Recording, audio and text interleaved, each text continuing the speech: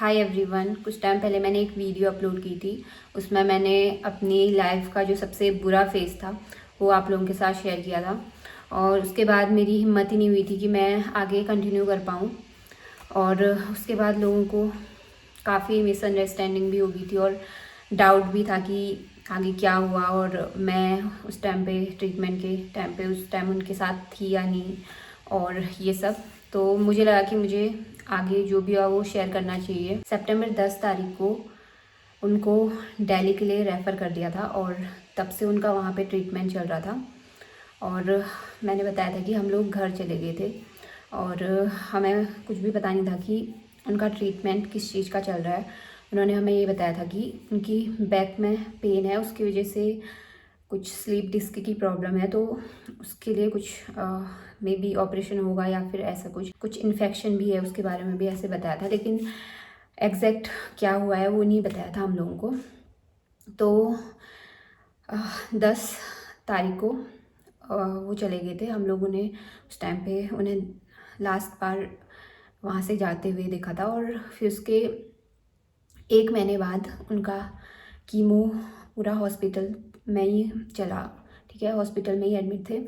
और फिर उसके बाद 1 महीना हो गया था, तो उसके बाद फिर डॉक्टर्स ने बोला कि अब आपका जो ट्रीटमेंट है वो हॉस्पिटल से नहीं चलेगा, घर से आपको लंबा ट्रीटमेंट चलेगा। तो घर से ही या फिर कहीं वहाँ पे आसियाना होते हैं, वहाँ पे अपनी फैमिली को बुला लो, क्योंकि एक केयर करने वाला चाहिए उस टाइम पे।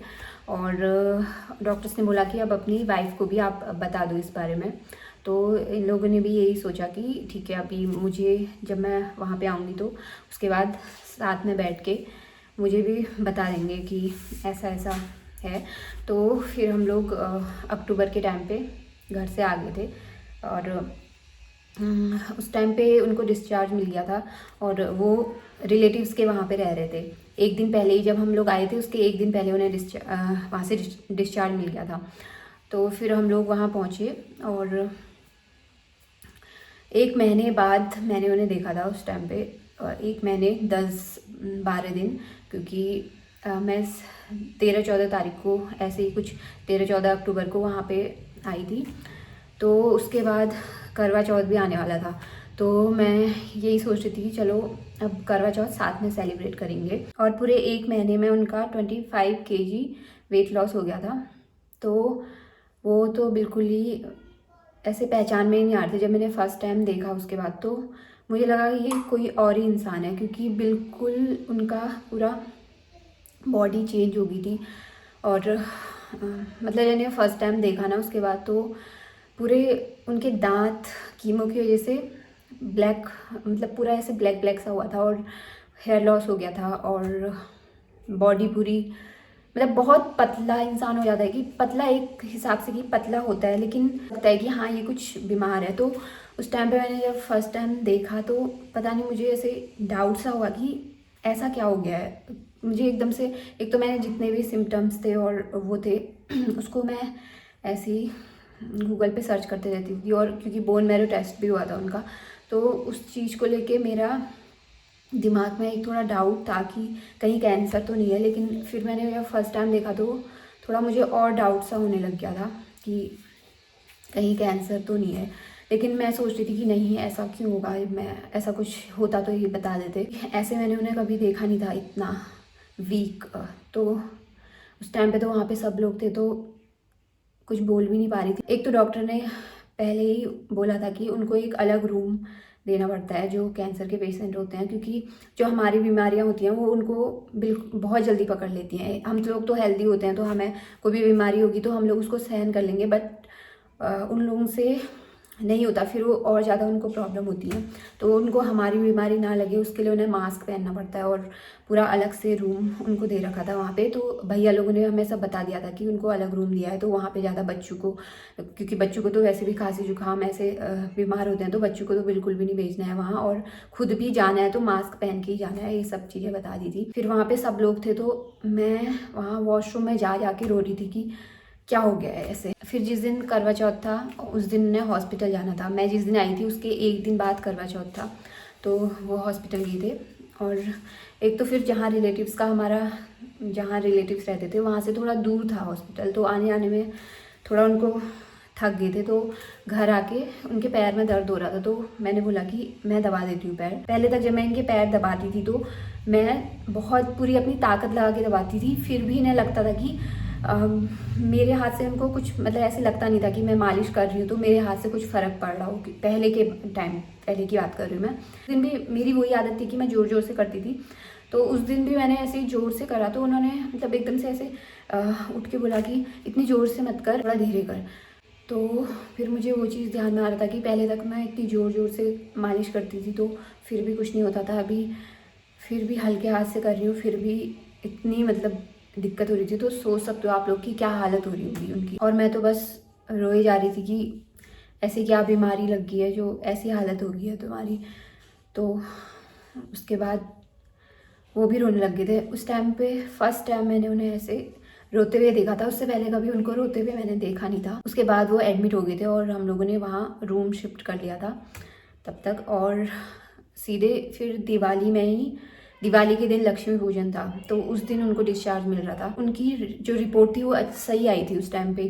सब चीज़ जो मतलब ऐसा होता है कि इसमें ब्लास्ट होता है, इतना परसेंट बॉडी ब्लास्ट कुछ ऐसा होता है, तो वो जो ब्लास्ट का परसेंटेज था वो बहुत कम हो गया था। तो फिर डॉक्टर्स ने भी बोला कि आप अपनी वाइफ को बता देना क्योंकि अभी तो रिपोर्ट भी सही आई है।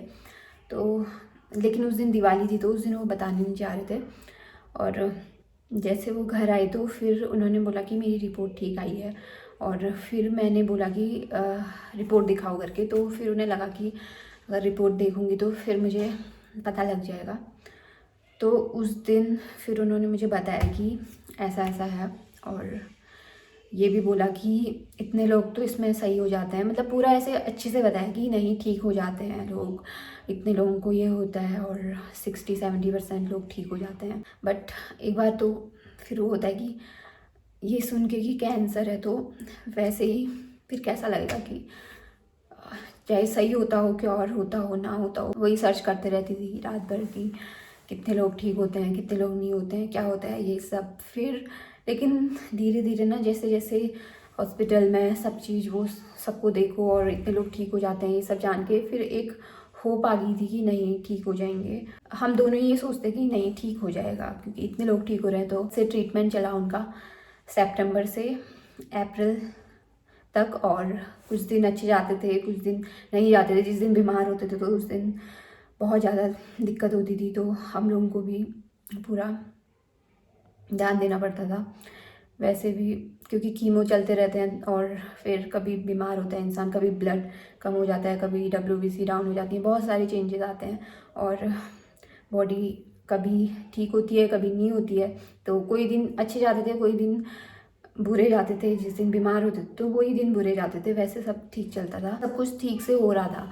जैसे रिपोर्ट आ रही थी तो सही आ रही थी रिपोर्ट और मतलब ठीक हो रहा था, ट्रीटमेंट जो भी चल रहा था सही चल रहा था। बट उसके बाद ना फिर यही वो रह जाता है कि बोन मैरो ट्रांसप्लांट कराना पड़ता है। और जो ये इनका केस था उसमें तो जो रिलैप्स होता है उसके चांसेस ज़्यादा रहते हैं कि बहुत सारे लोगों को रिलैप्स हो जाता है। एक बार ठीक हो गया है कैंसर तो उसके बाद ये भी नहीं है कि रिलैप्स होगा ही, लेकिन चांसेस ज़्यादा रहते हैं कि रिलैप्स होगा। तो एक बार बोन मैरो ट्रांसप्लांट अच्छे से हो जाता है तो उसके बाद बहुत सारे लोग ठीक हो जाते हैं इससे। बट इसमें ना बहुत ज़्यादा मतलब ऐसे ही जब हम लोग डॉक्टर से मिले थे तो उन्होंने हमारे ऊपर ही था कि हम लोग करवाना चाहते हैं या नहीं। उन्होंने हमसे पहले ही बोल दिया था कि 10 में से 8 लोग ठीक होते हैं और 2 लोग ठीक नहीं होते हैं। हम लोगों के ऊपर है, हम लोग करवाना चाहते हैं नहीं करवाना चाहते हैं। तो लेकिन इनका जो केस था उसमें रिलैप्स होने के चांसेस थे और फिर एक तो उस टाइम पे एज भी ठीक थी। फिर उसके बाद अगर हम लोग ट्रांसप्लांट कराते तो फिर एज इनकी ज़्यादा हो जाती तो उसके बाद फिर बॉडी रिकवर होने में चांस मतलब बहुत सारी चीज़ें होती हैं। तो हम लोगों ने फिर सोचा कि अब बोन मैरो ट्रांसप्लांट करवा लेते हैं और सही टाइम भी है, अभी एज भी ठीक है। और उस टाइम पे बस ये था कि एक फैमिली मेम्बर चाहिए वहाँ पे क्योंकि सब कुछ करने के लिए वहाँ ना कोई नर्स रहती है ना कोई बाहर का मतलब आ सकता है। एक जो मैं हूँ मैं ही उनके साथ रहूँगी और वो भी मैं मास्क पहन के ही रहूँगी और पूरा जो भी साफ़ सफाई है रूम की खाना वाना वो सब मुझे ही करना पड़ेगा। मतलब जो जा रहा है उनके साथ उसे ही करना पड़ेगा। तो ये सप्ताह डॉक्टर्स आते हैं और अपना जो भी उनको जो भी प्रोसीजर होता है वो करते हैं, और फिर वो भी पूरा प्रॉपर मास्क में आते हैं और फिर वो भी चले जाते हैं। तो मुझे पूरा मतलब 2 बेड लगे थे, तो एक रूम दिया था और वहीं पे ही पूरा सब चीज़ होना था। तो उस टाइम पे फिर बहुत ज़्यादा वो जो 20-22 दिन का पूरा ड्यूरेशन था कि इतने दिन में तुम्हें पूरा जो तुम्हारा ट्रांसप्लांट है वो कंप्लीट हो जाएगा और फिर उसके बाद होगा। तो उस टाइम पे ना हम लोगों को यही हो रहा था कि मैं आऊँ या नहीं वहाँ पे, क्योंकि उस टाइम पे ना मुनमुन ब्रेस्ट मिल्क पीती थी और ऊपर का दूध बिल्कुल नहीं पीती थी, और हम लोगों ने बहुत ट्राई किया उसको पिलाने का, बट वो नहीं पी रही थी। लेकिन मैं किसी और के भरोसे नहीं भेजना चाहती थी उनको, मैं चाहती थी कि मैं ही रहूँ वहाँ पे। तो उस टाइम पे सबसे डिफ़िकल्ट था मुनमुन को छोड़ के जाना। और पता नहीं उसके बाद मेरी बहन ने उसने 1 महीने उसने कैसे उसको संभाला होगा, क्योंकि स्टार्टिंग में तो उसने बहुत ज़्यादा वो किया होगा कि क्योंकि दूध नहीं पीती थी, तो उसके बाद बहुत दिक्कत होती है संभालने में। तो पता नहीं उसने कैसे संभाला उस टाइम पे। ऐसे ही सोचते थे कि ट्रांसप्लांट हो जाए और अच्छे से होके फिर घर जाएं और मुनमुन से मिलें, क्योंकि मुनमुन को छोड़ के आए थे तो बहुत गंदा लग रहा था। वहाँ पे तो हम दोनों ही अकेले थे और कुछ ऐसे था नहीं, तो हम लोगों की बहुत बात हुई थी उस टाइम पे मुनमुन के लिए और वो सब, क्योंकि 1 महीना पूरे साथ थे। और वहाँ पे एक तो नेटवर्क भी नहीं आ रहे थे, तो हम दोनों फ़ोन भी ज़्यादा यूज़ नहीं कर रहे थे, तो बहुत हमारी बातें हुई थी उस टाइम पे। जब भी ठीक होते थे, वैसे तो ट्रांसप्लांट में बहुत ही ज़्यादा हालत ख़राब होती है, इतना भयंकर जो फीवर आता है ना, तो पूरी बॉडी कांपने लगती है और पूरा बॉडी पेन ये वो, मतलब बहुत देखा है जिसने उसी को पता होगा कि क्या हालत होती है। क्योंकि मैं ही थी साथ में, तो मैं ही देख रही थी कि कैसी उनकी हालत हो रही थी। बट वो नॉर्मली सबके साथ होता है, जिसका भी ट्रांसप्लांट होता है सबके साथ वो चीज़ होती है। तो हमारे 20-22 दिन अच्छे से वहाँ पे कंप्लीट हो गए थे और बस डॉक्टर्स ये कह रहे थे कि अब 1-2 दिन और हैं, फिर उसके बाद काउंट्स आ जाएंगे, WBC बढ़ जाएगी और जो भी है उसके बाद हम लोग घर चले जाएंगे। तो वही था कि 1-2 दिन और है फिर काउंट्स आ जाएंगे, यही सब हो रहा था, क्योंकि उतने दिन तक उनका सब कुछ ठीक चल रहा था। और फिर उसके बाद अगले दिन, जैसे 22वें दिन के अगले दिन उनको शाम को थोड़ी तबीयत ख़राब सी होने लगी, BP लो होने लग गया था। और फिर उसके बाद डॉक्टर्स आए और सब चीज़ों मशीन वशीन लगाई, और उससे पहले उनका रेडिएशन भी हुआ था। तो उससे क्या था, पूरी जो भी ड्रिप चढ़ती हैं, यहाँ पे कट लगाया था तो यहीं से ही सारी ड्रिप चढ़ती हैं, और वो पर मतलब जब से वो होता है ना तो चढ़ते रहती हैं ड्रिप, कभी पानी चढ़ता है, कभी ब्लड, मतलब नॉर्मली पूरे 1-2 दिन छोड़ के ब्लड चढ़ता है, प्लेटलेट्स चढ़ती हैं, तो वो लगी रहती है ड्रिप पूरी, वहाँ से 3-4 ड्रिप यहाँ से उनकी अंदर होकर रखी थी। तो उनको मतलब अंदर बाहर जाना ये सब बहुत मुश्किल होता है। मैं तो उस टाइम पे यही सोचती थी कि मेरे पास थोड़ी और ताकत आ जाती कि मैं इनको अंदर बाहर ले जा सकती, क्योंकि एक दिन क्या हुआ कि वॉशरूम गए थे और वॉशरूम में ही इनको फीवर आया रात को। जैसे ही वॉशरूम गए तो वहीं पे ही ये बेहोश हो गए थे। और जो मैम थी वहाँ पे, वो दूसरे राउंड पे गई थी, दूसरे वाले रूम पे। तो पता नहीं उस टाइम पे कैसे मेरी इतनी हिम्मत आई, मैंने उठा के मतलब बाथरूम से खींच के साइड में, मतलब दरवाजे के पास ऐसे, मतलब पता नहीं उस टाइम पे कहाँ से इतनी हिम्मत आ रही थी कि उठा के, क्योंकि उठाना बहुत मुश्किल होता है, उठा के वहाँ पर से मैंने साइड में रखा। और फिर मैम जल्दी से आ गई थी, तो मैम ने फिर एक सर को बुलाया और फिर उन्हें जल्दी से उठाया वहाँ से, क्योंकि नहीं होती है, हम लोग लड़कियों की इतनी ताकत नहीं होती है कि वो किसी को ऐसे उठा पाएँ। क्योंकि अगर मैं होती उनकी जगह तो वो मुझे उठा लेते, लेकिन नहीं होता। एक तो इंसान जब बेहोश होता है ना तो वैसे ही अनकॉन्शियस हो जाता है, तो उसका जो वेट होता है ना वो और ज़्यादा हो जाता है। तो ये सब हो रहा था। और 22वें दिन के बाद उनकी बहुत ज़्यादा हालत ख़राब होने लगी, और फिर वो उनकी बॉडी मूव भी नहीं हो पा रही थी, वो अपनी जगह से हिल नहीं पा रहे थे।